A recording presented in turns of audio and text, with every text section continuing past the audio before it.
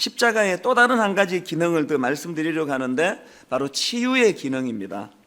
그것이 오늘 본문 이사야 53장 5절이 말씀하고 있습니다. 그가 찔림은 우리의 허물 때문이요 그가 상함은 우리의 죄악 때문이라. 그가 징계를 받음으로 우리는 평화를 누리고 그가 채찍에 맞음으로 우리는 나음을 받았도다. 여기 나오는 이 나음을 받았도다 할 때 이 나음이라는 동사는 히브리어로 라파라는 단어입니다. 이 라파는 글자 그대로 치료하는 이런 뜻을 가지고 있습니다.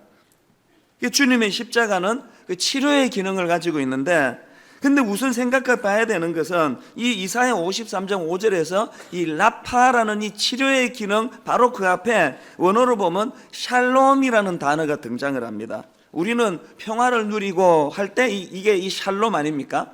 여러분은 다 아시지만 이 샬롬이라는 것은 그냥 평화, 기분이 좋은 거, 이게 샬롬이 아니고 이 샬롬이라는 것은 하나님과의 관계가 회복된 자에게 주어지는 마음의 상태, 이게 샬롬입니다. 그러니까 이 말씀의 순서를 가만히 한번 보십시오. 예수 그리스도의 십자가로 말미암아 하나님과의 관계 회복이 먼저 일어나고, 하나님과 원수되었던 자가 하나님과의 창조주와의 관계가 회복될 때 그 관계 회복된 자에게 주어지는 평화, 그 샬롬이 그에게 임하면서 그러면서 나타나는 것이 라파라는 것입니다.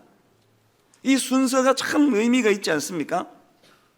사실 현실적으로 보면은 이 샬롬을 잃어버린, 하나님과의 관계가 깨진 상태에서 뭔가 불안하고 두렵고 공포가 되니까 그것을 이제 막 피부가 안 좋으면은 이 피부를 좋게 할 생각을 안 하고 화장을 진하게 함으로 그것을 감추려고 하는 이런 그 잘못된 그 여성들의 본능처럼, 우리가 하나님과의 관계가 어긋나서 생겨나는 그 불안과 두려움과 뽀록지가 나고 피부로 말하면 그런 것을 그 문제를 해결하려고 그러질 않고 화장으로 자꾸 그걸 감추려고 하는 것처럼 겉은 멀쩡하게 살아가지만 현대인들에게 내면에 옛날 어른들에게 없던 정신적인 어려움이 많고 극심한 스트레스가 있고 이런 일들이 많이 일어나는 게 바로 이런 문제 때문이라는 거예요. 불면증, 신경쇠약, 정서적 불안정, 이런 내부적인 평안이 깨져서 나타나는 이런 현상이 오늘 예배 드리는 여러분 중에 계시다면, 오늘 저는 치료하시는 이 하나님의 은혜와 능력, 십자가의 기능으로 무엇보다 먼저 여러분 내면이 치유되는 은혜가 있기를 바랍니다.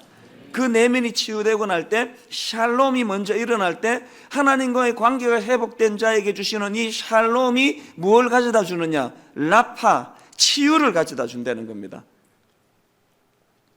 여러분, 우리가 잘 알고 있는 이 사도행전 3장에 보면은 그 성전 미문이라는 곳에서 구걸하는 한 장애인을 볼 수가 있지 않습니까? 베드로와 요한이 성전으로 올라가는데 이 구걸하는 장애인이 동전을 요구합니다. 비본질적인 걸 그가 요구합니다. 그랬는데 베드로는 그의 본질을 고쳐주지 않습니까? 이렇게 말씀합니다. 사도행전 3장 8절에 사도행전 3장에 은과 금은 내게 없거니와 내게 있는 것으로 내게 주노니 나사렛 예수 그리스도의 이름으로 일어나 걸어라. 그 구걸하는 장애인은 비본질적인 동전 몇 푼, 그것은 한나절 그 소모하면 또 없어지는 거예요. 그 비본질적인 그 무엇을 구하는데 예수 그리스도의 이름의 능력으로 베드로는 그의 본질을 고쳐줍니다. 그를 무기력하게 만들었던, 그래서 3장 8절에 보면은 얼마나 그것이 기뻤던지 뛰어서서 걸으며 그들과 함께 성전에 들어가면서 걷기도 하고 뛰기도 하고 하나님을 찬송하니, 저는 이 장면을 생각할 때마다 이게 우리 교회면 얼마나 좋을까? 우리 교회 예배 현장에서 너무 기뻐서 본질이 치유되어서 하나님과의 관계가 회복되어서 여호와 샬롬이 그 안에 회복이 되고 그 샬롬이 회복된 자에게 주시는 여호와 라파, 치유가 일어나므로 걷기도 하고 뛰기도 하고. 여러분 어릴 때 생각하면은요, 추석 같은 때 우리는 뭐 워낙 가난하게 살았던 때 아닙니까? 그 중에 저는 또 더 가난하게 살았기 때문에 무슨 그 추석이 되면은 운동화 한 켤레를 사주면은요, 그거 지금 생각하면은 뭐 요즘 애들 주면은 그거 신지도 않을 거예요.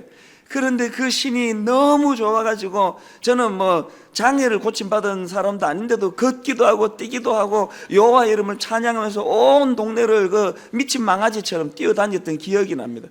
그 운동화 한 켤레 선물로 받아도 마음에 그렇게 기쁘더라고요. 그 기쁨을 잊을 수가 없습니다. 근데 오늘 보면은요, 우리 안에 이게 없어진 것 같아요. 여러분 막 걷기도 하고 뛰기도 하면서 기뻐해 본 적이 언제적 일입니까? 체면이 있어가지고 막 실제로 그렇게 뛸 수는 없다 할지라도 마음에서 막 그냥 감당할 수 없는 기쁨이 넘치는 것. 이 성전 미문에 있던 그 장애인이 그가 비본질을 구했는데 하나님은 그에게 본질을 선물로 주셔가지고 걷기도 하고 뛰기도 하고 하나님을 찬양하는 그런 모습이 있었다면 오늘 이 새벽에 저는 압니다. 오늘 이 자리에 오기까지 얼마나 갈등이 많았다는 걸. 오늘은 자버릴까? 그래도 갈까? 그러고 왔는데 어제도 홈페이지에 많은 글이 그거예요. 오늘 하루만 쉴까? 그러다가 그래도 가자 그러면서 피곤한 몸을 이끌고 예배하러 나왔는데 그 은혜를 경험하고 나니까 남편은 어떤 분이 그랬더니 남편은 나는 이제 피곤해서 안 되겠다 그러고 그냥 자고 자기 혼자 왔는데 오늘은 자기가 은혜를 너무 받아서 안 되겠다 해서 무슨 수를 써서라도 이제 남편과 같이 오겠다고. 손 들어보세요. 그분. 이 기쁨이 예배 안에 일어나야 된다는 겁니다. 그런데 중요한 건 뭐냐 하면은 그가 고침을 받으면서 걷기도 하고 뛰기도 하면서 하나님을 찬양하는데 어디로 뛰어 들어가는가 하면은 3장 8절에 보니까 성전으로 들어가면서 그랬다는 거예요. 그가 성전으로 뛰어 들어갔습니다. 그런데 이 8절을 가만히 보면은요, 성전으로 들어가는 그 통과하는 문이 이름이 뭐라 그랬죠? 미문이라 그랬어요. 아름다운 문. 왜 이름이 미문이냐 하면은요, 그 당시에 그 자료를 보면은 그 문 자체가 굉장히 화려했답니다. 그냥 장식으로 너무나 잘 꾸며져 가지고 예뻐서 문이 미문이라고 그렇게 불리기도 했지만 더 본질적으로는 그 당시 사람들 생각에는 그 문은 이제 어디로 들어가는 문입니까? 하나님의 임재가 있다고 생각하는 성전 안으로 들어가는 문이기 때문에 그 문은 아름다운 문이라 생각했다는 거예요. 그러면서 그 당시 사람들 생각에 이 미문을 중심으로 이 미문 바깥에는 하나님의 임재가 없는 곳, 이방인들, 그 환자처럼 병자들, 또 구원받지 못한 사람들, 그들이 머무는 것이고 이 미문 안쪽에 있는 성전 안에서는 하나님의 임재가 있는 곳, 구원의 감격, 하나님의 치유, 평안, 회복, 이것이 있는 곳. 그래서 이 미문을 중심으로 미문 바깥은 어두운 곳, 미문 안은 영적으로 밝은 곳, 하나님의 임재가 있는 곳, 그런 생각을 하니까 그 문을 통과하는 이름을 미문이라 그랬다는, 아름다운 문이라고. 그런데 여러분 오늘 이 본문에서 흥미로운 게 뭡니까? 그런 사람들의 고정관념과는 달리 치유 행위가 어디에서 일어났습니까? 미문 바깥에서 일어났습니다. 하나님의 임재가 없다고 생각한 그곳, 용서받지 못한 자들이 득실거린다는 그곳, 문제가 많은 사람들이 동전이나 구걸하는 데 쓰여지는 그 바깥, 거기에서 놀라운 하나님의 역사가 일어난 거예요. 치유가 일어난 거예요. 이게 우리가 생각할 첫 번째 그 생각거리입니다. 그런가 하면 두 번째 생각거리가 뭐냐 하니까 그 장애인이 비록 자격 없는 성전 바깥에 있었고 비본질적인 동전을 구했는데 자기 의도와 상관없는 하나님의 놀라운 예수 그리스도의 이름의 능력이 나타나가지고 그가 치유함을 받고 성전으로 들어가는데 아까 뭐라 그랬습니까? 미친놈처럼 걷기도 하고 뛰기도 하고 억제가 되지 않는 감격으로 하나님의 치유를 찬양하고 있는데 그것을 보고 있던 선택받았다고 하는 성전 안에 있는 사람들의 반응이 이게 또 기가 막힌 거예요. 사도행전 3장 9절을 보니까 모든 백성이 그 걷는 것과 하나님을 찬송함을 보고 그가 본래 성전 미문에 앉아 구걸하던 사람인 줄 알고 그에게 일어난 일로 인하여 심히 놀랍게 여기며 놀라니라. 이 놀라는 것은 긍정적인 놀람이 아닙니다. 이 놀라니라 하는 단어는 원어로 엑스타시스라는 단어인데 이 단어는 이상하게 생각하다. 이 놀람은 이상하게 생각하다. 한마디로 말하면 이때까지 경험한 일이 아닌 일이 일어나서 마음이 편하지 않은 상태, 이걸 놀란이라고 표현을 한 거예요. 자, 한번 생각을 해보세요. 여기서 우리는 두 가지 굉장히 중요한 사실을 기억해야 되는데요. 하나님께서는 우리가 생각하는 어떤 고정관념으로 쌓인 어떤 장소, 어떤 종교적인 격식, 이런 것들보다 더 중요하게 여기시는 뭐가 있다는 거예요. 그게 뭘까요? 하나님은 어떤 형식적인 행위 혹은 또 우리가 중요하다 생각하는 어떤 장소, 이런 것보다는 실제적으로 예수 그리스도의 이름이 선포되어지는, 예수 그리스도의 이름의 능력이 나타나는 그곳이 예배하는 장소라는 거예요. 그런가 하면 또 하나, 우리들에게 있는 치명적인 결함, 우리의 선입견, 우리의 고정관념, 이런 것들이 하나님의 역사를 보면서도 마음이 불편한 거예요. 왜 나한테는 안 일어나고 성전 안에 있는, 왜 나는 선택을 받았는데 왜 그 자격 없는 저 인간에게 나타나느냐는 거예요. 성전 바깥에 있는 그 장애인들처럼 여러분, 하나님의 임재가 나타나지 않는 곳이라 여겨졌던 그 미문 바깥에 서 있는 그런 초라한 존재들 같은 그 이방인들, 병자들, 자격 없는 사람이라 생각하는 그런 자들에게도 하나님의 은혜가 임할 때 그것을 같이 기뻐하고 감사하고 함께 영광을 돌리는 일이 일어나지 않습니다. 그 안에 보면은 그 장애인으로 말미암아 걷기도 하고 뛰기도 하고 여호와의 이름을 찬양하는 일이 성전 안에 있던 이 사람에게도 전달이 되고 저 사람에게도 전달이 되고 그 안에 모든 예배하는 자들이 함께 하나님을 찬양했다는 그런 내용이 없습니다. 약간 불편한 마음으로 어떻게 이런 일이 그렇게 놀라고 끝난 거예요. 이게 오늘 우리 공동체의 모습이 아니기를 저는 바랍니다.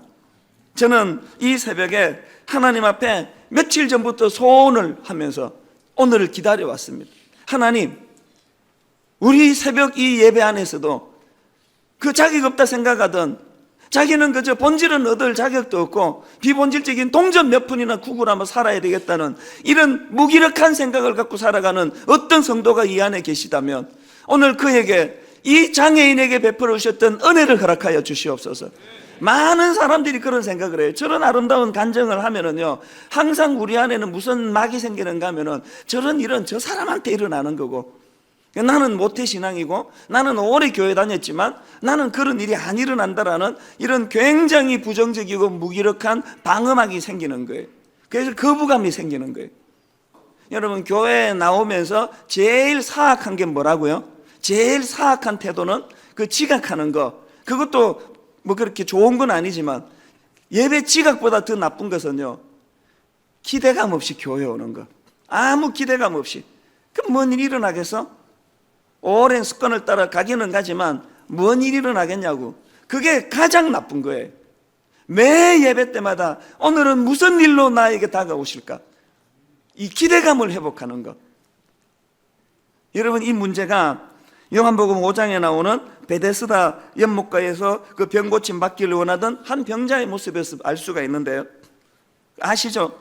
한 번씩 물이 동할 때마다 그 연못에 먼저 들어가는 병자가 고침을 받는다는 그 소문을 듣고 그 목가에 막 수많은 환자들이 모여 있는데, 거기에 38해 된 병자, 이 38년 동안 고침을 받지 못하던 그가 그 연못가에 앉아 있는 겁니다. 이 병자가 가진 좌절감이 뭡니까? 5장 7절에 보니까, 요한복음 5장 7절에 주여, 물이 움직일 때에 나를 못에 넣어주는 사람이 없어 내가 가는 동안에 다른 사람이 먼저 내려가나이다. 여러분, 이 말 속에서 제일 많이 느껴지는 게 뭡니까? 좌절감이에요. 안 되더라는 거예요. 노력했지만 안 되더라는 거예요. 38년 됐다는 거예요. 그래서 이럴 수도 없고 저럴 수도 없고, 자기의 처지를 생각하니 이 연못을 떠날 수가 없고, 또 연못을 떠나지 않고 주변을 맴돌지만 나는 절대로 고침받을 수 없고, 나는 치유가 안 된다는 자기 부정적인 생각이 가득 차 있고, 그런 그를 예수님께서 만나 주시는데, 예수님이 그를 만나가지고 뭘 먼저 확인하십니까? 6절을 보니까 예수께서 그 누운 것을 보시고 병이 벌써 오래된 줄 아시고 이르시되 내가 낫고자 하느냐. 여러분, 이게 굉장히 중요한 질문입니다. 주님은 그의 질병을 고쳐주시기 전에 이미 그 마음속에 딱딱하게 굳어있는, 나는 안 된다, 이 병은 고칠 수가 없다, 나는 절대로 할 수가 없다, 수없이 시도했지만 이거는 고침받을 수 없다라는 그 부정적인 시각을 주님은 터치하시기 시작하신 거예요. 네가 낫고자 하느냐? 네가 낫고자 하느냐?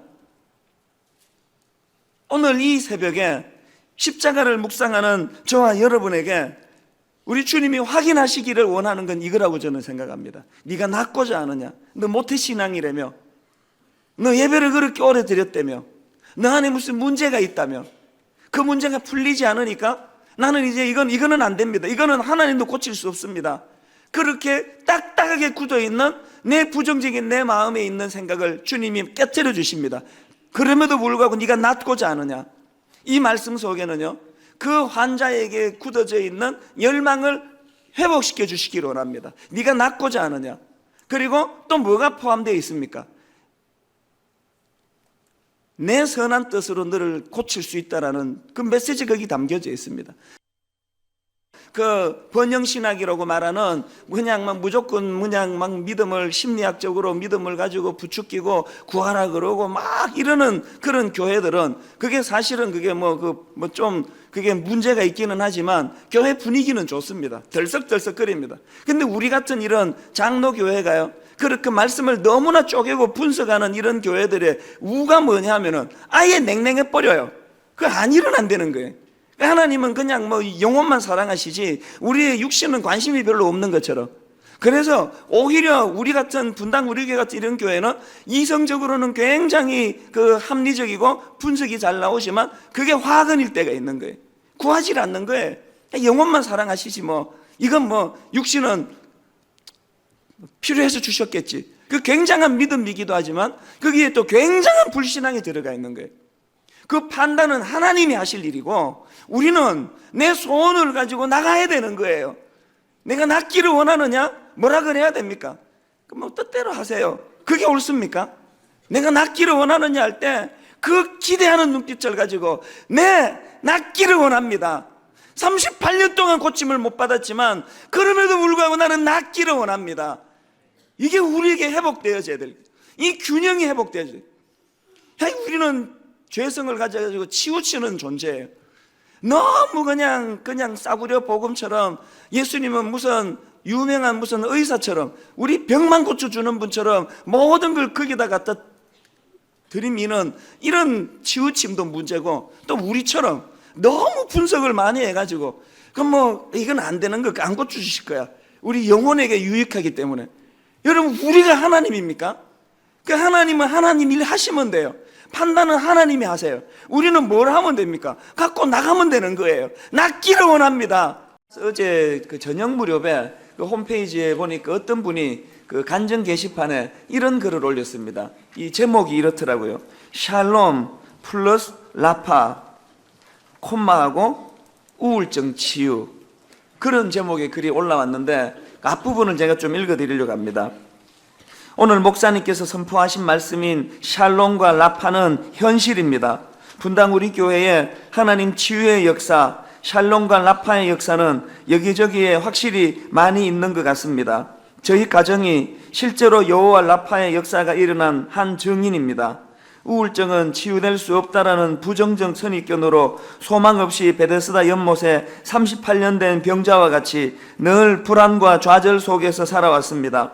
20년이 넘게 이런저런 사고를 치며 거의 막장 전기 쇼크를 통한 치료까지 갔던, 자해는 수시로 다반사로 일어나고 심각하게 죽을 자살 고비를 여러 번 넘긴 심한 우울증, 나중에 조울증이었지만 오직 예수님의 능력으로 생명의 근원 대신 예수 이름으로 치유가 되었습니다. 다 중약하고 분당 우리 교회에 등록할 때 1년이면 절반을 정신과 폐쇄병동에서 지냈습니다. 살아계신 하나님, 정말 여호와 라파입니다. 이제는 샬롬이 우리 가정에 늘 함께합니다. 이 실제적으로 하나님 앞에 치유를 경험했던 그런 그 간증을 올려놓은 것을 보고 제가 마음이 참 기뻤는데, 저는 그 글을 읽으면서 그분 말고 모든 이곳에 예배하는 우리 성도들 모두에게도 그런 여호와 라파 그리고 여호와 샬롬, 이것이 임하는 은혜가 있으면 좋겠다, 그런 소원이 생겨나는 것을 경험했습니다.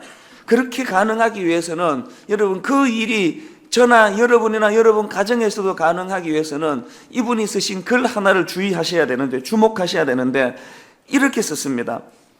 우리 교회 예배를 너무 사모했습니다. 특세기간 중에도 병원 측과 상의하여 특세에 참석한 기억이 나네요. 이분이 그런 치유를 경험하고 회복이 있기까지 그 매개 역할을 한 것이 예배였다는 것입니다. 그러고 보면은 이 여호와 샬롬과 여호와 라파는 다른 어떤 신비로운 그 무엇을 통해서도 물론 하나님이 일하시지만, 그리고 어떤 특별한 방법으로 단 한순간에도 그런 일들이 가능하도록 일하시지만, 더 많은 경우에는 단번에 무슨 요행을 바라고 무슨 요술과 마술을 바라는 그런 것이 아니라 우리 삶 속에서 하나님 앞에 일상 속에서 예배하는 삶을 살 때 그것이 삶 속에서 치유되어 가는 과정, 그것이 오늘 저의 삶 속의 과정이요, 여러분 속의 과정인 줄로 믿습니다. 예배를 사모한다는 거. 오늘 새벽에 제가 오늘은 조금 일찍 이제 눈이 떠져서 한 2시 반쯤에 이제 일어났는데, 홈페이지에 들어가서 이제 그 간증 게시판을 보니까 깜짝 놀랄 글이 또 하나 있더라고요. 대구에 사는 분이에요. 대구 근교에 그 경산이라는 곳이 있는데, 이분이 늘 예배가 그립고 사모하고 갈급하는데, 어제는 이제 시간이 좀 돼가지고 세상에 어제 밤 12시에 그곳에서 출발을 했답니다. 밤 12시에 차를 몰고 그 대구에서 출발을 해가지고 여기 도착하니까 새벽 3시 10분이 되랍니다. 문 다 잠겨 있고. 그래서 저 북카페에 있는데 내가 차를 세워놓고 그렇게 하고는 여기 들어와서 예배를 드렸다는 거예요. 예배를 다 드리고 그렇게 하고 다시 이제 도로 내려갔는데, 그 주신 은혜들을 거기에 쭉 열거하는 그런 내용들을 보면서 참 마음이 너무 뜨거워졌습니다. 이게 또 저에게는 엄청난 부담이에요. 그 대구에서까지 올라오셨는데 어떻게 저분들에게 제가 말씀의 통로가 되어서 손에 하나님 주시는 큰 선물이 손에 들려서 가도록 그렇게 해야 되는데 하는, 그것이 또 저의 부담이기는 합니다만, 뭐 저의 애씀과 상관없이 이미 하나님께서는 그런 귀한 그분의 마음을 다 받으신 줄로 믿습니다. 이 앞에서 뭐 어떻게 진행하든지와 상관없이, 무슨 말씀이 선포되는 것과 상관없이 이미 하나님께서는 그분의 그 예배를 사모하는 그 귀한 마음을 귀히 보시고, 아니나 다를까 참 후회가 없는 그런 은혜의 시간이었노라고 그런 간증을 올려놓는 것을 제가 아침에 읽었습니다. 그래서 저는 이번에 우리가 회복해야 될 많은 것들이 있지만 그 중에 하나는 예배의 회복이라는 겁니다. 예배 지각을 그냥 제 마음대로 하고, 그리고 무슨 극장 하나 그거 한 7, 8천 원 내는 돈 아까워서라도 영화는 처음부터 봐야 돼 그러면서 지각 안 하려고 그렇게 애를 쓰면서, 하나님 앞에 예배 드리는 것은 마음대로 지각하고 조금도 그거에 대해서 가책이 없고, 또 예배를 드리는 자세에 있어서도 간절함이 없이 드려졌던 그 모든 것들이 이제 이 고난주간을 통하여 치유되고 회복이 되는 그런 놀라운 역사가 일어나게 되시기를 바랍니다. 여러분이 예배 회복의 영성, 이것이 참 이 십자가랑 중요하게 연결되는데, 오늘 본문에서 우리는 이 예배 회복과 관련해서 굉장히 중요한 포인트 하나를 발견합니다. 우리가 헐어버려야 될 너무나 익숙한 성전이 있고, 그런가 하면은 올바르게 새롭게 세워야 될 성전이 있다는 것입니다. 이게 무슨 말씀인가 하면은 요한복음 2장 19절에서 21절, 오늘 본문을 다시 한번 보십시오. 예수께서 대답하여 이르시되 너희가 이 성전을 헐라 내가 사흘 동안에 일으키리라. 유대인들이 이르되 이 성전은 46년 동안에 지었거늘 내가 3일 동안에 일으키겠느냐 하더라. 그러나 예수는 성전된 자기 육체를 가리켜 말씀하신 것이라. 성전된 주님의 육체, 이것이 우리가 복구하고 세워드려야 될 성전이고, 그런가 하면 우리가 허물어 버려야 되는 것은 46년 된 손으로 지은 성전이라는 것입니다. 여러분이 두 종류의 성전이 있다는 것. 그래서 무슨 교회가 뭐 건축을 얼마를 들여서 잘 지었대더라, 어떤 교회는 뭐 건물도 없대더라, 이런 것들은 하나도 기준이 되지 않습니다. 건물이 없다고 성전이 없는 게 아닙니다. 그리고 화려하게 비싼 돈으로 짓는다고 그걸 성전이라 말하면은 그건 무식한 신학을 모르는 이야기예요. 주님의 십자가로 말미암아 모든 손으로 지은 상징적으로 46년 된 성전은 다 허물어졌습니다. 그리고 예수 그리스도의 십자가로 통하여 그분이 우리의 성전이 되셨다는 겁니다. 오늘도 우리는 이미 주님이 다 허물어 놓은 그런 죽은 성전에 가서 우리가 가지고 있는 십자가 없이, 우리가 가지고 있는 자기 공로, 자기 의, 또 자기가 가지고 있는 어떤 종교적인 태도, 이런 것들만 의지하면서 예배를 드리면은 거기에는 아무런 일도 일어나지 않습니다. 왜? 죽은 성전에서 드려지는 예배에는 당연히 죽은 예배가 드려질 수밖에 없다는 겁니다. 우리가 참 여러분을 볼 때마다 저는 존경이 가는 거예요. 제가 조금 전에도 체육관에 가서 광고하러 갔는데도 보니까 어두침침하고 벌써 본당하고는 분위기가 너무 틀려요. 막 느낌이 굉장히 이거 왜 조명을 더 밝게 못했는지 모르겠는데, 더군다나 뭐 교실에서 주일날 예배 드리는 분들 보세요. 지하에서 예배 드리는 분들 보세요. 이게 손으로 지은 성전이 그렇게 중요하다면 오늘 체육관이나 지하나 무슨 교실에서 영상으로 예배 드리는 모든 예배에는 아무런 일도 일어나지 않는 것이 정상 아닙니까? 그런데 오늘도 그곳에서도 동일하게 놀라운 예배가 일어날 수 있는 것은 46년의 성전은 다 허물어지고 이제 주님의 십자가로 말미암아 우리가 발견한 새로운 성전, 바로 예수 그리스도가 그곳에 함께 계시기 때문인 줄로 믿습니다. 그 당시 유대인들에게 성전은 하나님의 임재가 있는 곳이고 또 하나님과의 만남이 이루어지는 장소였는데, 이제 예수님은 십자가를 통하여 그 성전을 대신해서 스스로 성전이 되셨다는 것. 그래서 이제 구약의 의식과 모든 어떤 그 의무적인 사항과 이것들이 다 깨트려졌는데 가장 중요한 한 가지가 십자가에서 일어났습니다. 마태복음 27장 50절입니다. 예수께서 다시 크게 소리 지르시고 영혼이 떠나시니라. 이에 성소 휘장이 위로부터 아래까지 찢어져 둘이 되고, 이 성전의 휘장은 백성과 하나님과의 일종의 장벽입니다. 그 장벽인 휘장이 예수님께서 십자가에서 운명하시는 그 순간에 찢어져 버렸습니다. 자료를 보니까요, 이 성소는 성소에서 지성소로 이 휘장은 성소에서 지성소로 들어가는 그 문에 걸려 있는 그 휘장인데 높이가 대략 18m라고 합니다. 이것이 위에서부터 찢어졌답니다. 뭘 의미할까요? 이것이 위에서부터 아래로 찢어졌다는 것은 인간의 힘으로서가 아니라, 인간의 의도로서가 아니라 하나님께서 그렇게 하셨다는 겁니다. 하나님께서는 이제 예수 그리스도의 십자가를 통해서 하나님 앞으로 나아가는 장벽을 제거해 주셨습니다. 이제는 누구를 통해서, 그래서 그 천주교가 좋은 점이 참 많지만 그 고해성사라는 걸 아직도 하는 것을 저희는 이해를 못하고 있습니다. 이제 고해성사를 신부님께 할 필요가 없어졌습니다. 휘장이 찢어졌습니다. 이제는 담대하게 예수님께 직접 나아가시면 됩니다. 예수님께 하시면 됩니다.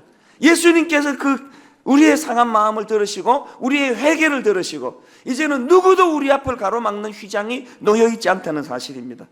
그래서 히브리서 10장 19절에 보니까 그러므로 형제들아 우리가 예수의 피를 힘입어 성소에 들어갈 담력을 얻었나니 그 길은 우리를 위하여 휘장 가운데로 열어놓으신 새로운 살 길이요 휘장은 곧 그의 육체니라. 놀라운 말씀을 하세요.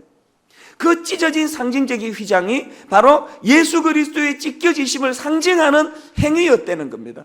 휘장이 찢겨지시는 것처럼 예수 그리스도의 몸이 찢어지심으로 말미암아 이제는 주님이 친히 휘장이 되셔서 그 휘장을 관통해서 하나님 앞으로 나아갈 수 있는 통로가 되셨다는 겁니다.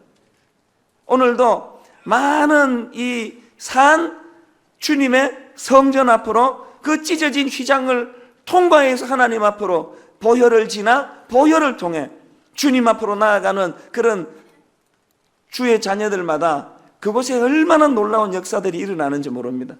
사무엘하 12장에 보면은 다윗에게 그 사랑하는 어린 아이가 심각한 병에 걸립니다. 이제 죽어가고 있습니다. 그래서 아버지로서 그 다윗이 견딜 수가 없어서 그 아이를 살려달라고 밤을 새워서 기도합니다. 식음을 전폐합니다. 그것을 본 신하들이 안타까워가지고 식사를 권하는데 그것을 수용하지 않습니다. 그리고는 식음을 전폐하면서 밤을 새워 기도하고 그랬는데 그 기도는 응답되지 않았습니다. 그렇게 하고 7일 만에 그 어린아이가 목숨을 잃습니다.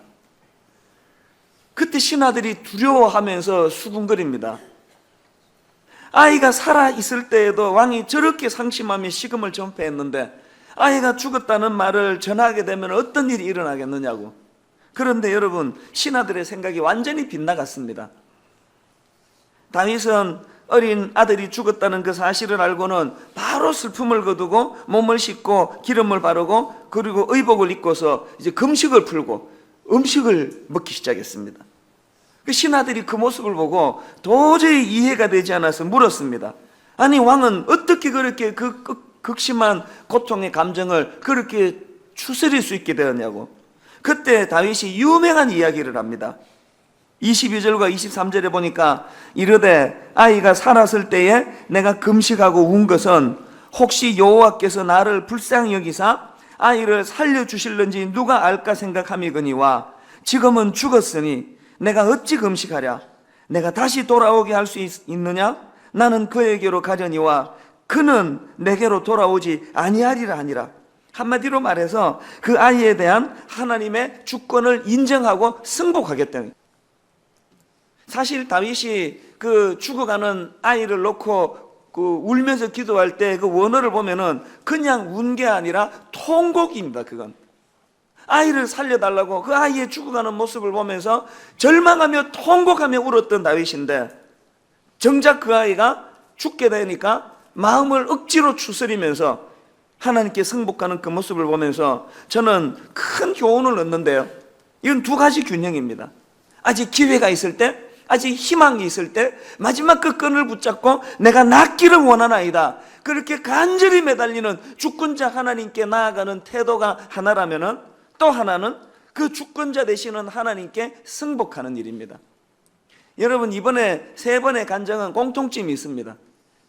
보통 간증은 성공 사례담입니다. 그래서 성공했습니다. 그래서 남편이 살았습니다. 그래서 아이 눈이 떠졌습니다.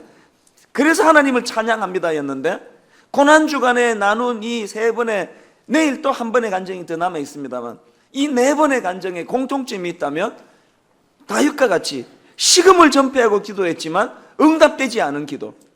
그런데 여러분, 거기에 놀라운 메시지가 남겨져 있더라는 겁니다. 여러분, 이런 삶을 살고 싶지 않으십니까?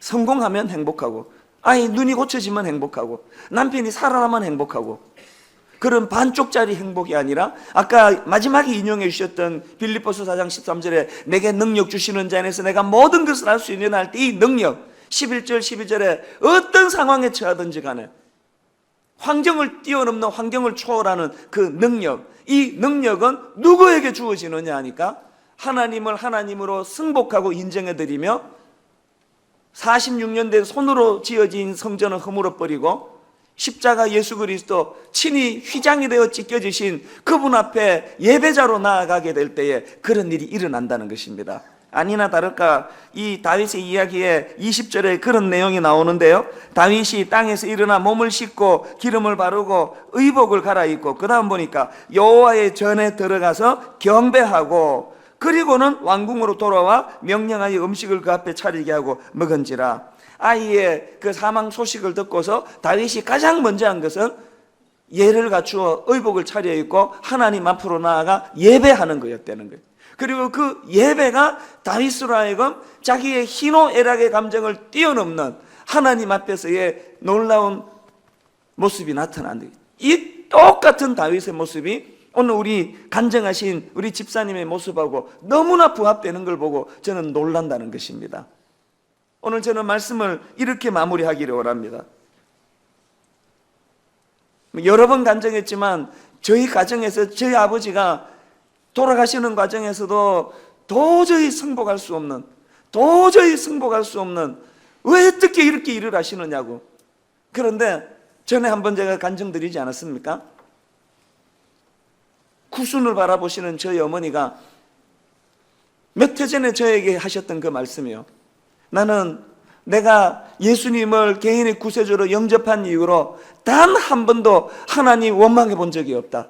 그 다음 한마디, 네 아버지가 돌아가시던 그날 밤을 포함해서. 저는 그게 너무 마음이 아픈 거예요. 우리 어머니의 생각과 하나님의 생각이 충돌될 때 삽시간에 하나님을 원망하고 하나님을 저주하고 하나님을 떠나버릴 수 있는 그 위기 앞에 저희 어머니가 밤을 새워서 충돌한 게 뭡니까? 내 생각을 내려놓고, 내 방식을 내려놓고, 내 계획을 내려놓고, 내 뜻을 내려놓고 도저히 이해가 되지 않는 하나님의 일하심에 밤을 새워 승복할 때, 그래서 나는 한 번도 하나님을 원망해 본 적이 없다. 네 아버지가 돌아가시던 그날 밤을 포함해서. 이것이 제 삶의 마지막에 고백이 되기를 저는 소원합니다. 저도 언젠가 내 아이들을 앉혀놓고 그렇게 고백하게 되기를 원합니다. 이것이 어떻게 가능하냐? 46년 된 손으로 세운 성전을 허물어버리고 친히 성전 대신 주님 앞에 나아가 그분과 유무상통하는 은혜를 경험할 때 이런 일이 가능하다는 것입니다.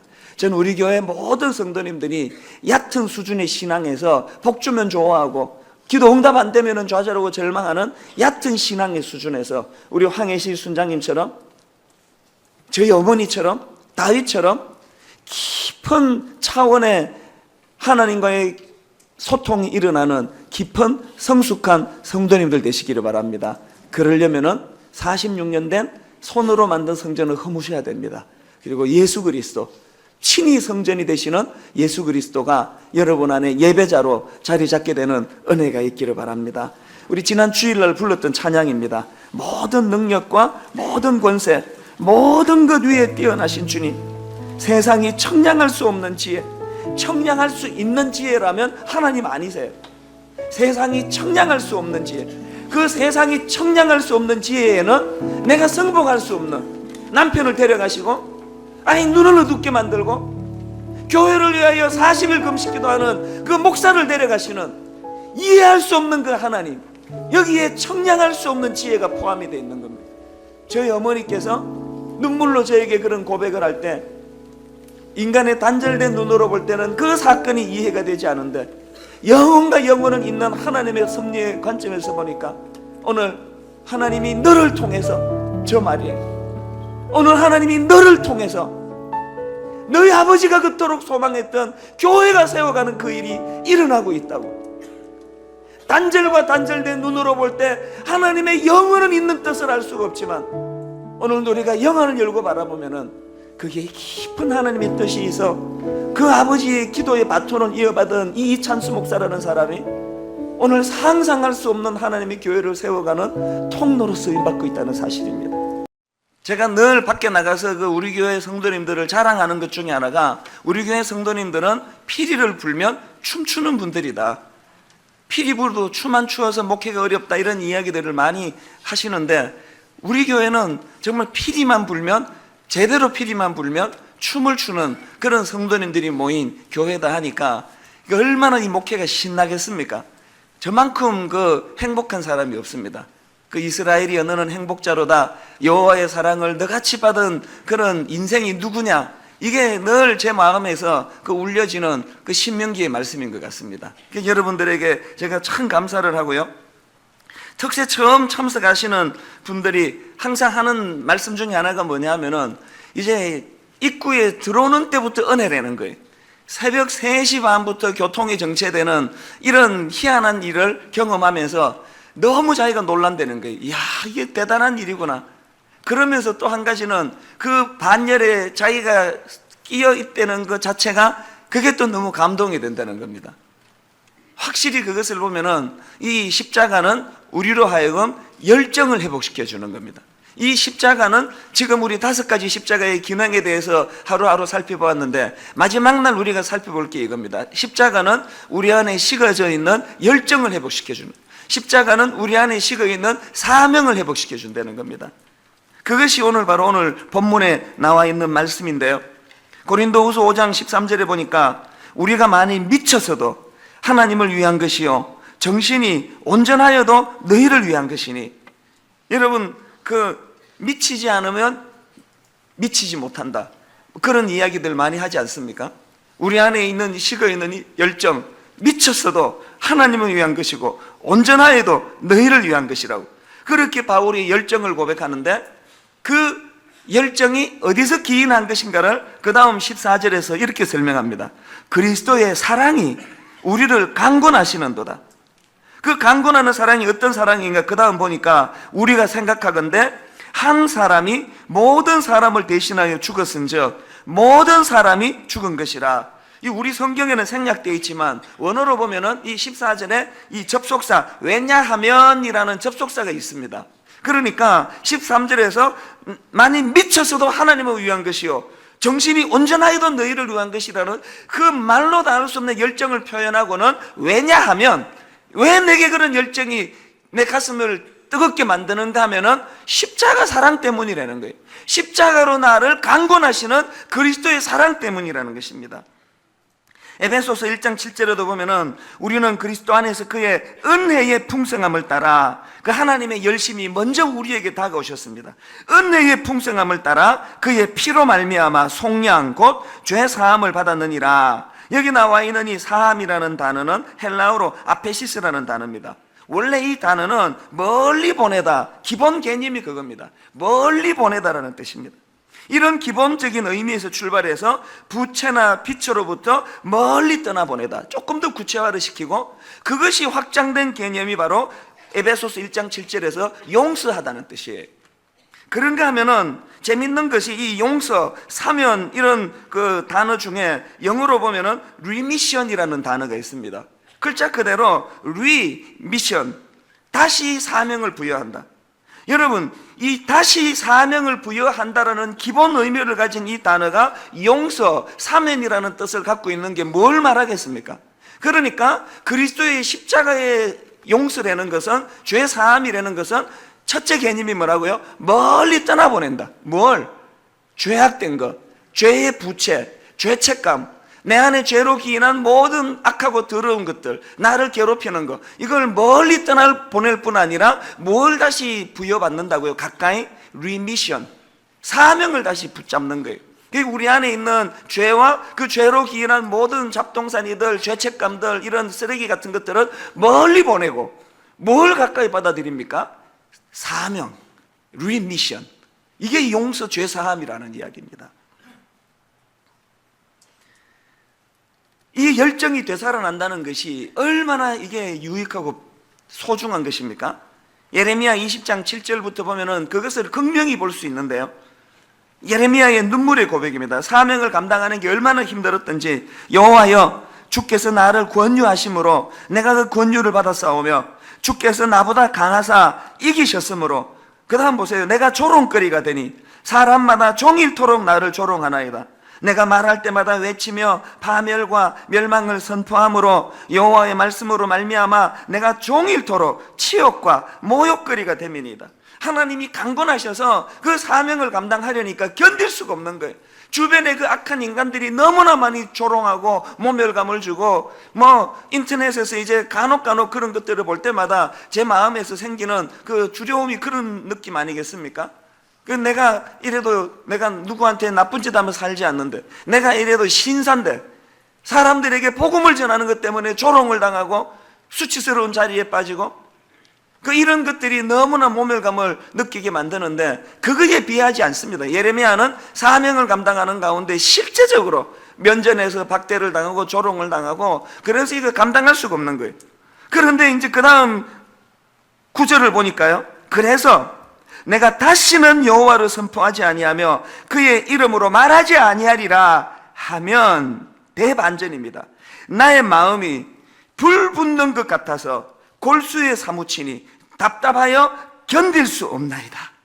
저는 예레미야 20장 9절에 이 예레미야에게 부어진 이 열정, 이 사명, 이 하나님 복음에 대한 뜨거운 마음, 이것이 고난주간을 통과하는 저와 여러분 모두에게 전이가 되기를 바랍니다.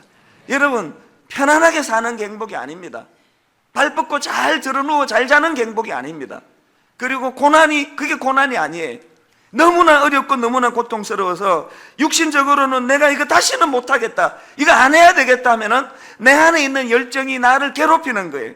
나의 마음이 불 붙는 것 같아서 골수에 사무치니 답답하여 견딜 수 없나이다. 여러분 생애에 도대체 단 한 번이라도 이런 열정을 가져보셨습니까? 그리고 무슨 일로 열정을 불태워 보셨습니까? 마음에 드는 여자를 발견해가지고 이제 결혼해야 되겠다 하고 죽으라고 쫓아다니는데 그 여자는 시큰둥할 때 아마 이런 느낌을 가져보는지 모르겠습니다. 이제 저 여자는 도저히 해도 안 되겠다, 포기하자 그러면 내 마음이 불붙는 것 같아서 골수에 사무쳐 답답하여 견딜 수 없어서 또 그 집 앞에 서 있고 이런 열정을 경험하신 분이 계실지 모르겠는데, 그런 것 말고 우리가 뭘 위해서 열정을 한번 불태워 봤냐는. 이번에 제가 우리 교회 홈페이지에 올라온 그 은혜 간증 게시판에 특세랑 관계된 간증을 쭉 읽으면서 발견한 게 뭐냐면은 하나같이 열정의 회복이에요. 그리고 하나같이 자기에게 놀래요. 내 안에 이런 열정이 있었다니. 새벽에 2시 반에 일어나고, 어떤 분은 뭐 2시간 자고. 저는 이런 십자가가 우리로 하여금 가슴이 다시 회복이 되고 뜨거워지는 이 열정 회복으로 이끌어 주시기를 바랍니다. 어느 글에 보니까요, 인생에는 2가지 큰 슬픔이 있는데, 아픔이 있는데, 하나는 미치지 말아야 할 것에 미쳐 있는 것, 뭐 중독, 뭐 이런 것들이 다 그거 아니겠습니까? 도박, 뭐 인터넷, 미치지 말아야 할 것에 미쳐 있는 것이며, 또 하나는 미쳐야 할 것에 미치지 못하는 것. 이게 인생의 슬픔이래요. 미치지 말아야 할 것에는 미쳐 있고, 미쳐야 할 것에는 미치지 못하는. 그래서 이 불광불급, 미치지 않으면 미치지 못한다. 이 불광불급도 필요하지만, 그런데 여러분, 이 십자가 사랑을 가지고 우리가 한 가지 꼭 기억해야 되는 것, 이 열정을 쏟아내는 것도 필요하지만, 열정을 회복하는 것도 필요하지만, 이 열정을 어디에다 쏟아낼 것이냐, 어느 방향으로 이 열정을 사용할 것이냐. 성경에는 여기에다 열정을 바쳐라, 그런 지침이 없습니다. 그러니까 그것이 가치 있는 일이라면, 그것이 복음을 위한 일이라면 무슨 일이든 괜찮습니다. 어느 곳에든 열정을 회복해도 다 하나님 일인데, 그런데 오늘 본문을 보면서 저는 그 열정을 어디다 바쳐야 되는지에 대한 2가지 힌트를 얻습니다. 거기에 하나 적용해서 3가지로 오늘 말씀을 정리해 봤는데, 첫째로요, 그 열정을 자기 자신만을 위해서는 사용하지 말라는 거예요. 자기 자신만 위해서 사용해서는 안 된다는 겁니다. 15절 상반절에 그가 모든 사람을 대신하여 죽으심은 살아있는 자들로 하여금 다시는 어떻게 해요? 그들 자신을 위하여 살지 아니하고. 여러분, 우리 인생의 모든 에너지를 온전히 자기 자신만을 위해 사용하는 것은 부끄러운 일입니다. 아니요, 부끄러움을 넘어서 해서는 안 되는 일입니다. 이번 고난주간에 예수님의 이 뚜렷한 메시지가 각인되기를 바랍니다. 너 자신을 위해 살기에 급급한 인생이 되지 마라. 그런가 하면 2번째 지침이 뭐냐 하니까 그 열정을 그리스도를 위해서 사용하라는 겁니다. 15절 하반절입니다. 오직 그들을 대신하여 죽었다가 다시 살아나신 이를 위하여 살게 하려 함이라. 우리는 한평생 주를 위하여. 왜 그렇게 해야 됩니까? 질문하면 이 본문에서도 나와 있습니다. 그가 먼저 선행하는 사랑을 내게 주셨기 때문에. 요한 1서 4장 10절에도 사랑은 여기 있으니 우리가 하나님을 사랑한 것이 아니요 하나님이 우리를 사랑하사 우리 죄를 속하기 위하여 화목제물로 그 아들을 보내셨습니다. 주님이 먼저 우리를 위하여 십자가라는 대가지불을 우리에게 던져주시며 사랑하셨기 때문에 우리도 그분에게 열정을 드려야 된다는 거예요. 그렇기 때문에 교회가요, 그냥 마른 수건을 짜고 또 짜듯이 여러분 보고 막 그냥 헌신해라, 열정해라, 그리스도에 충성해라 막 피 토하면서 그렇게 떠들 필요가 하나도 없습니다. 교회는 그냥 사랑만 심어주면 돼요. 그리스도의 사랑만 깨닫게 해주면 돼요. 그리스도의 사랑만 마음에 넣어주면, 그 사랑이 자각되어지면 열정으로 주님을 섬기지 말라고 해도 안 섬길 수가 없습니다. 우리 교회가요, 교육관을 지금 준비하고 있는데 하나님이 제게 뜨거운 마음을 주셨어요. 이 건축헌금을 우리 진짜 다르게 한번 해보자. 그래서 건축헌금을 안 할 생각이에요. 공식적으로 건축헌금을 안 할 생각이에요. 그냥 계좌번호 하나 남겨놓고, 뭐 주보에 남겨놓든지 뭐 어디다 하나 남겨놓고 마음이 움직이는 분, 하나님의 사랑의 강권의 사랑을 경험하신 분은 소리 없이 그냥 하시면 되고, 또 믿음이 없거나 또 믿음은 있어도 물질적으로 여유가 없으면 그 주머니 왔다 갔다 하는데 헌금 안 하면 그 얼마나 괴롭겠냐고요. 그래서 우리가 이런 부분에서도 정말 한번 믿음의 공동체답게 한번 이 헌금을 하면 좋겠다. 그래서 공식적으로 헌금을 안 하는 것이 헌금이에요. 공식적으로 주머니 돌리지 않더라도 스스로가 하나님 앞에 기도하면서 믿음의 분량대로 그런 일들이 구현되면은 하나님이 얼마나 기뻐하시겠나. 지금 나는 하나님 사랑이 뭔지 잘 모르는데 아무리 생각해도 뭐 사랑받은 게 없는데 계속 강요하면서 하나님 사랑해야 된다, 하나님 사랑하라니까, 하나님 사랑의 표현은 물질이다, 헌금해라, 돈, 네 돈 제일 좋아하니까 그거 바쳐라, 이러면은 그게 얼마나 갈등이 되겠냐는 거예요. 그래서 우리 교회는 헌신을 강요하기 전에 선행하신 하나님의 사랑이 자각되어지고 그 사랑의 십자가가 내 안에 먼저 가슴이 뜨거움으로 다가오면 우리도 그리스도를 위하여 헌신하는 사랑의 선순환이 일어나게 될 줄로 믿습니다. 요한복음 13장 1절에 유월절 전에 예수께서 자기가 세상을 떠나 아버지께로 돌아가실 때가 이런 줄 아시고, 그 다음 보세요. 세상에 있는 자기 사람들을 사랑하시되 끝까지 사랑하시니라. 이 선행하는 그리스도의 사랑을 내가 경험했는데, 이 사랑을 내가 자각했는데 어떻게 그리스도에게 헌신하지 않을 수가 있느냐는 거예요. 당연한 거 아닙니까? 그리고 여기다 한 가지 더, 세 번째로 제가 적용해서 드리는 말씀이 있는데요, 그리스도를 향한 그 사랑의 열정이 이웃을 향한 사랑으로 표현되어져야 된다. 그러니까 여러분 그리스도의 사랑을 경험하셨습니까? 이 강권의 사랑을 경험했으면 교회에 충성하세요. 교회에다 헌금하세요. 교회에다 시간을 바치세요. 이거는 맞는 이야기이기도 하지만 그건 치우치는 이야기예요. 그 그리스도의 사랑이 교회만을 위하여 교회를 살찌우는 것만으로 물꼬가 터서는 안 되고, 그것이 오히려 세상으로 나가서 사회로 나가서 누구에게 내가 자격 없을 때 그리스도가 나에게 그렇게 해주신 것처럼 나도 이 사랑을 받을 자격 없는 그 누군가에게 따지지 않고 묻지도 않고 그 사랑을 부어주는 거, 그게 이게 우리의 물꼬예요. 분당 우리 교회는 여러분들이 이 그리스도의 선행하는 사랑을 자각하는 교회가 되기 바랍니다. 안전하서나 그 사랑이 느껴지고 경험되어지고, 그리고 그 사랑을 교회만을 위해 충성하라고 그것을 유도하는 교회가 아니라 그 사랑을 가지고 어떻게 해요? 자격 없는 그 누군가를 향하여, 내가 하나님과 원수 되었을 때 날 사랑해 주셨잖아요. 그러면 여러분에게 원수 같은 사람이 누구냐고요? 여자분들이 딱 떠올려지는 게 시어머니, 그러시면 안 됩니다. 며느리, 그러시면 안 됩니다. 세상에 있는 그 여러분을 박해하고 예레미야를 그렇게 집요하게 괴롭혔던 그 누구, 예레미야를 모멸감과 수치심으로 몰고 갔던 그 누구, 그를 향하여 더 이상 내가 저런 인간들에게는 복음을 전할 가치가 없다, 나는 이제 전하지 않겠다라고 하면은 내 마음에 불 붙는 것 같은 가슴에 뜨거운 열정, 그리스도가 내게 먼저 자격 없는 내게 원수되었던 내게 저 사랑으로 내게 베풀었을 때 내가 얼마나 오래 거부하고 거절하고 하나님을 조롱했던가. 그런데 그것을 끝까지 자기 사람을 사랑하시되 끝까지 사랑하시는 그 사랑의 관건으로 내가 이 자리까지 왔다면, 오늘 나도 내 직장에서 내 어떤 세상에서 누군가 나를 괴롭히는 그 사람을 향하여 이 사랑의 물꼬를 부어줘야 되겠다. 자, 교회를 충성합시다, 그렇게 길로 맺고 싶지 않습니다. 당연히 교회도 충성을 해야 되지만 그것은 소수에 불과합니다. 여러분 대부분의 에너지는 오늘도 여러분의 사랑을 거절하는 그 누구, 오늘도 여러분을 집요하게 괴롭히는 그 누구, 그 누군가에게 이 사랑의 물꼬가 계속 흘러넘쳐서 그리스도의 사랑이 확대 재생산되는 은혜가 있기를 바랍니다. 요한일서 4장 10절 제가 조금 전에 읽어드렸던 이 말씀은요, 10절 11절을 같이 읽어야 됩니다. 사랑은 여기 있으니 우리가 하나님을 사랑한 것이 아니요 하나님이 우리를 사랑하사 우리 죄를 속하기 위하여 화목제물로 그 아들을 보내셨습니다. 그리고 그 다음 11절, 사랑하는 자들아 하나님이 이같이 우리를 사랑하셨은즉 우리도 어떻게 해요? 서로 사랑하는 것이 마땅하도다. 사랑은 허다한 허물을 덮습니다.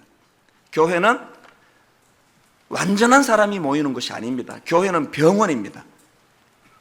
육신적으로 문제를 가지면 찾아가는 것이 병원이듯이 영적으로도 교회는 병원 같은 것입니다. 그래서 애당초 교회가 완벽하기를 기대하는 것은 삼성의료원이나 서울대병원이나 인근에 있는 동네 병원에 가가지고 이 병원에서 오늘은 환자가 아무도 없기를 바라는 거랑 똑같은 마음입니다. 교회가 완전하기를 바라는 것 자체가 어불성설입니다. 교회는 환자들이 모이는 거예요. 영적으로 치료가 필요한 분들이 모여요. 그리고 이제 치유를 받는 것입니다. 그렇기 때문에 교회가 완벽하기를 기대하기보다는 교회는 서로 사랑하는 것이 마땅하도다. 그래서 교회 안에서 우리가 섬길 수 있는 최대의 봉사는 서로 사랑하는 것입니다. 서로 용서하는 것입니다. 품어주는 것입니다. 저는 오늘 말씀을 마무리하면서 이 구체적인 이 세 가지요, 그리스도의 십자가 신앙은 첫째로 우리에게 열정을 회복시켜 주신다는 사실, 둘째로 그 열정은 자기 자신만을 위해 사용하는 것이 아니라 그리스도를 위해 드려져야 한다는 것, 셋째로는 그 그리스도를 향한 사랑의 열정이 자격 없는 또 다른 내 어떤 이웃을 향하여 이 열정의 물꼬가 흘러가야 된다는 것, 이것들이 다 모아져서 십자가와 사명이라는 이름으로 마무리되어질 것입니다. 글 하나를 소개하고 이제 마무리를 하려고 합니다. 어떤 분이 자기 페이스북에 올려놓은 글입니다. 인용해 드리려고 합니다. 십자가에서 조금씩 멀어진다. 꽤 멀어지고 나니 여전히 십자가는 보이지만 그에 달린 이가 누구인지 잘 보이지 않는다. 다시 발길을 돌려 십자가로 다가서 본다. 이내 십자가에 달리신 이의 모습이 보인다. 더는 다가설 수 없어서 멈춰섰을 때 내 발이 젖어드는 것을 느낀다. 그분의 귀한 피가 아직도 뜨겁게 흐르고 있다. 기독교는 십자가가 아니라 십자가에 달리신 이가 누구인지 알 때 참된 모습을 찾는다. 기독교는 십자가가 아니라 십자가에 달리신 이가 누구인지 알 때 참된 모습을 찾는다. 혹여나 우리의 신앙이라는 것이 그리스도의 십자가에서 조금씩 멀어지다 보니까 저 멀리에 그냥 십자가 형체는 보이는데 거기에 달리신 예수 그리스도가 보이지 않는 신앙생활이 아니었는지요.